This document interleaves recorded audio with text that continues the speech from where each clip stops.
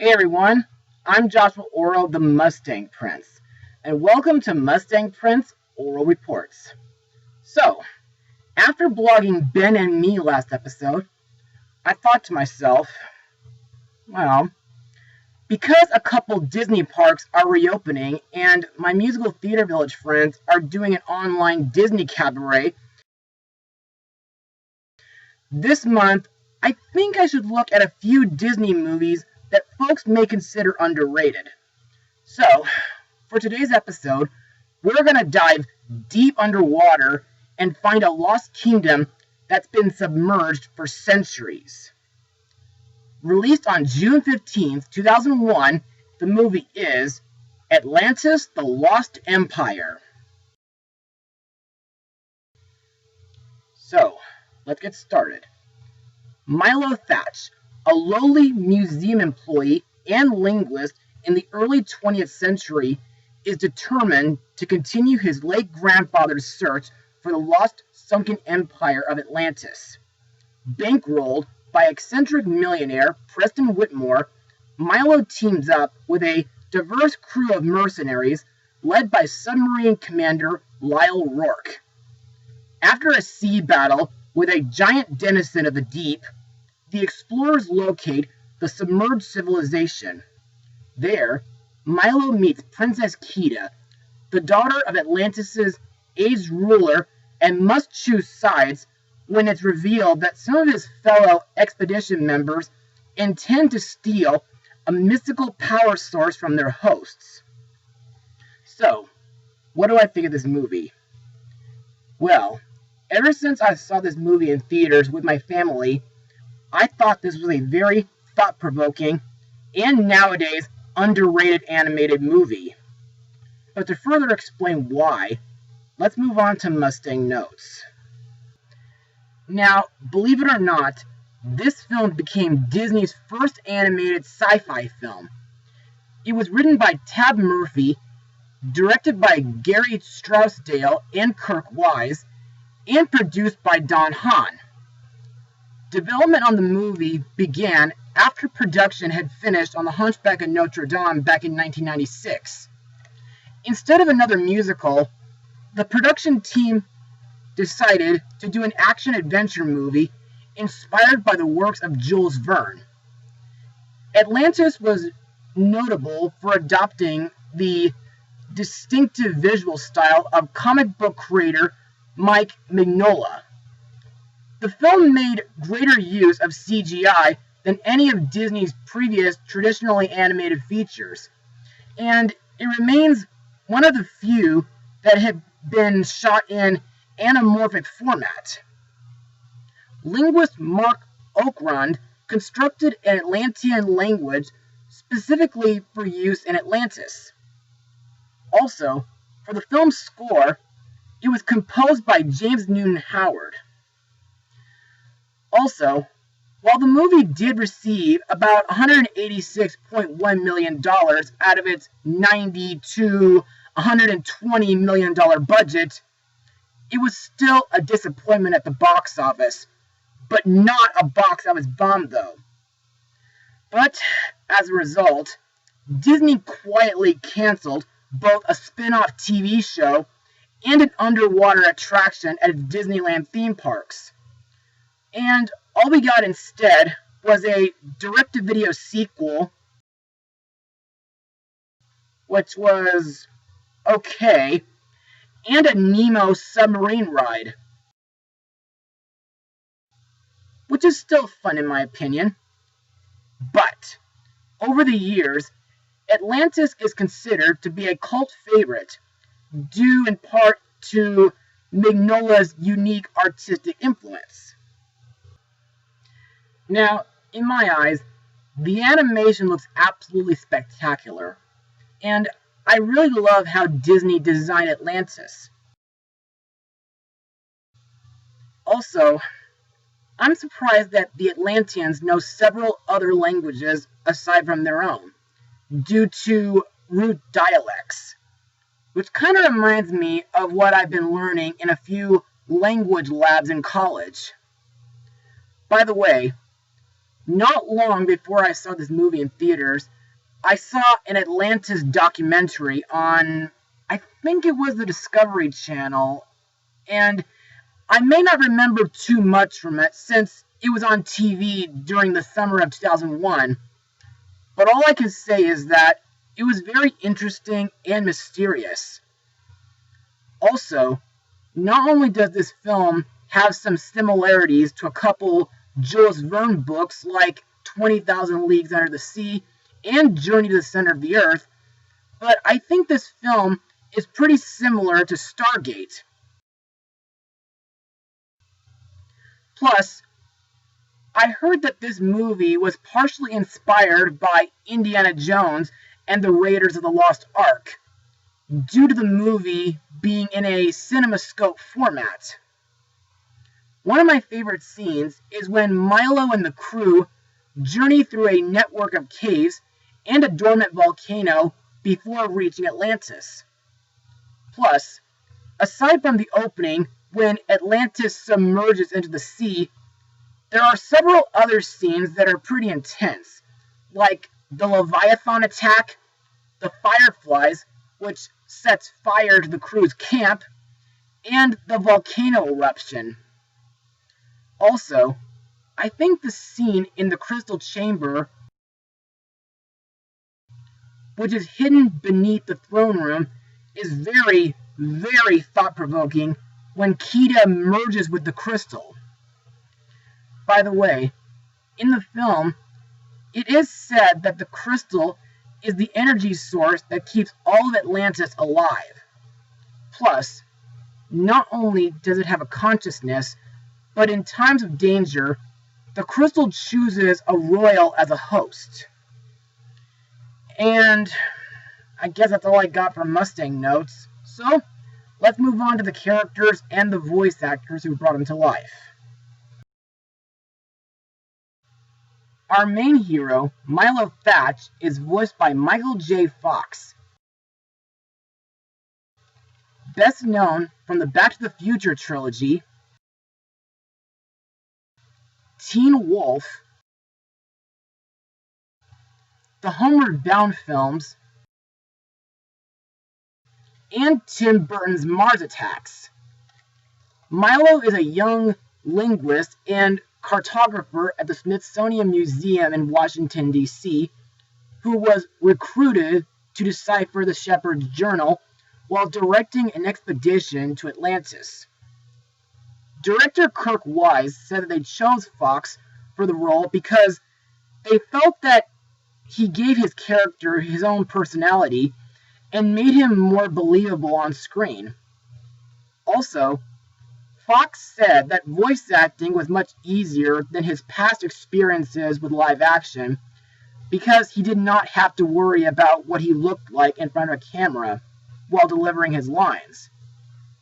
Anyway, to me, I think Milo is a very bright person, though a tad socially awkward. Plus, I like that Milo has a passion for languages and antiques, due to the fact that he was educated by his late grandfather Thaddeus. My favorite scenes where Milo is involved in is when he helps Kida start up a katak, and when he helps Kida translate numerous writings while they're swimming in a pond. Next we have Preston Whitmore, voiced by the late John Mahoney, who 2 years prior voiced General Rogart in The Iron Giant. Whitmore is an eccentric millionaire who funds the expedition to Atlantis. Mahoney's zest and vigor led to Whitmore's personality being reworked for the movie. Mahoney stated that doing voice work was freeing and allowed him to be big and outrageous with his character. The leader of the Atlantean expedition, Commander Lyle Rourke, is voiced by the late James Garner, whom I've talked about in my blog of the 10th Land Before Time movie. Kirk Wise chose Garner because of his previous experience with action movies, especially with war and western films, and he said that the role fits him like a glove. When asked if he would be interested in the role, Garner replied that he'd do it in a heartbeat.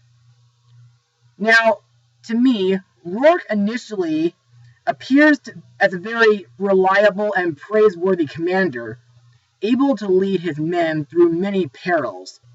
But, as the film progresses, he turns out to be a highly manipulative, ruthless, and sadistic mercenary who, ever since his Iceland mission, plans to capture the heart of Atlantis and make money off of it. Next is Rourke's second-in-command, Lieutenant Helga Sinclair, voiced by Claudia Christian. Now, Christian described her character as sensual and striking, but in my opinion, while Helga is in league with Rourke, she's still a loyal assistant to Mr. Whitmore. Plus, she's skilled as a coordinator and a drill instructor. She also possesses a mind ideally suited for strategy, tactics, or campaign planning. Her charisma combined with her intelligence and aggressive nature makes her an excellent trainer and enforcer. Also, I think Helga does redeem herself by shooting her gun at Rourke's hot air balloon.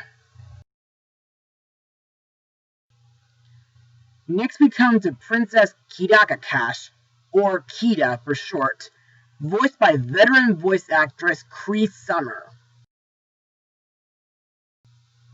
Now, it's been about 5 years since I talked about Kida on my top 11 other Disney princesses.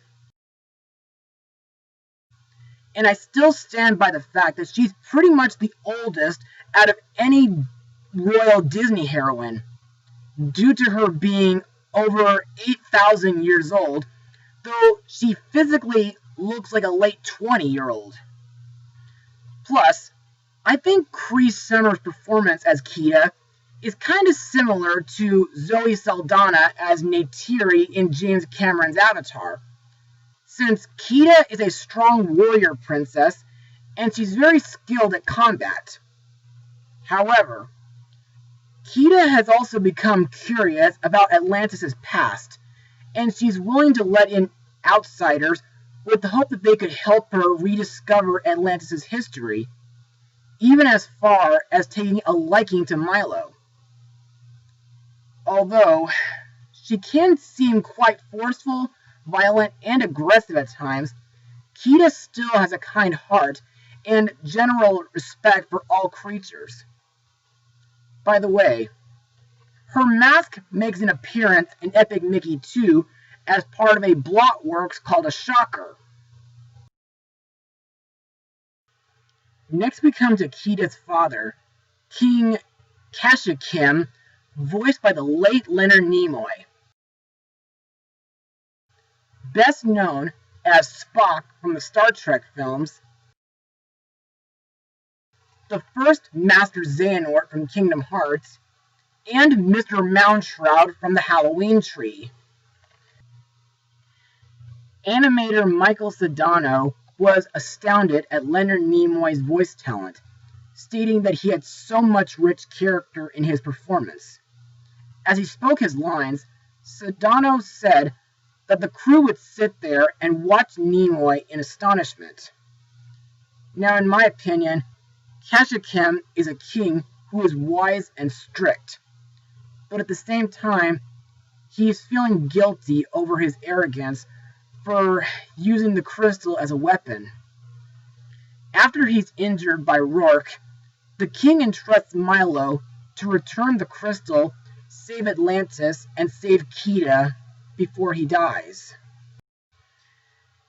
Now, my favorite characters in the film would have to be the excavation team. Don Novello as Vincenzo Santorini, aka Vinny, the Italian demolitions expert, Phil Morris as Dr. Joshua Sweet, the African American / Native American medic, Jacqueline Obradors as Audrey Ramirez, the teenage Puerto Rican mechanic, Florence Stanley as Wilhelmina Packard, the elderly radio operator, Corey Burton as Guyton Mole Moliere, the French geologist who acts like a mole, and Jim Varney as Jebediah Cookie Farnsworth, the Western chef. Sadly, this was Jim Varney's last movie due to his death from lung cancer in February 2000 before the production ended. The movie was dedicated to his memory. And now for my final words. Overall, for being Disney's first animated sci-fi film, Atlantis: The Lost Empire is not only incredible, but it's also extremely underrated these days. The animation is amazing, the story is interesting and thought-provoking, it has fantastic and memorable characters and great voice acting. So, for those of you who haven't seen this movie yet, I highly recommend it. But I don't think this is a film that little kids should watch on their own, due to several scenes that can be pretty intense. So, I give this movie a rating of 91% out of 100. Well, that's all for now. Be sure to join me next time, where we blast off to find some treasure on a faraway planet. Mustang Power!